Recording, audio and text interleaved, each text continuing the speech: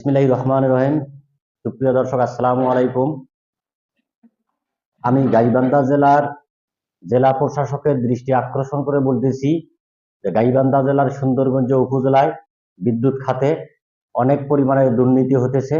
বিদ্যুৎ খাতে এই দুর্নীতির কিছু বিশেষ জায়গা আছে। সেই জায়গাগুলো হচ্ছে নিম্নমানের মিটার গ্রাহকের আহ, সংযোগের সহিত লাগানোর পরে মিটার হ্যাং হয়ে অতিরিক্ত বিল আসতেছে, এই অতিরিক্ত টাকা আদায় করতেছে এবং এই অতিরিক্ত বিল দিতে গিয়ে আমাদের সাধারণ জনগণ আর্থিকভাবে অনেক ক্ষতিগ্রস্ত হচ্ছে। সেই দিকে একটু আপনারা দৃষ্টি দিবেন। আর বিশেষ করে দৃষ্টি দিবেন যে বকেয়া বিল আছে, ঠিক আছে, বকেয়া বিল আদায় করতে গেলে পল্লী বিদ্যুৎ থেকে যেন নোটিশ দেয় অথবা মাইকিং করা হয়, হঠাৎ করে যেন কোনো গ্রাহকের সংযোগ বিচ্ছিন্ন করে অতিরিক্ত অর্থ দাবি করে হয়রানি করা না হয়, এই দিকে একটু দৃষ্টি দিবেন।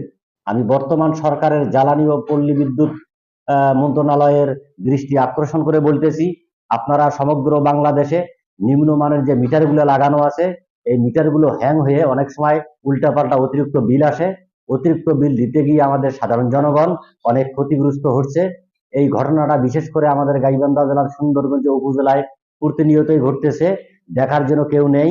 আর অতিরিক্ত লোডশেডিং সুন্দরগঞ্জ উপজেলায় বিগত 17 বছর ফ্যাসিস্ট আমলে সবচাইতে বেশি অত্যাচারিত নির্যাতিত আমরা হয়েছি সাধারণ গ্রাহক পল্লী বিদ্যুতের নিকট।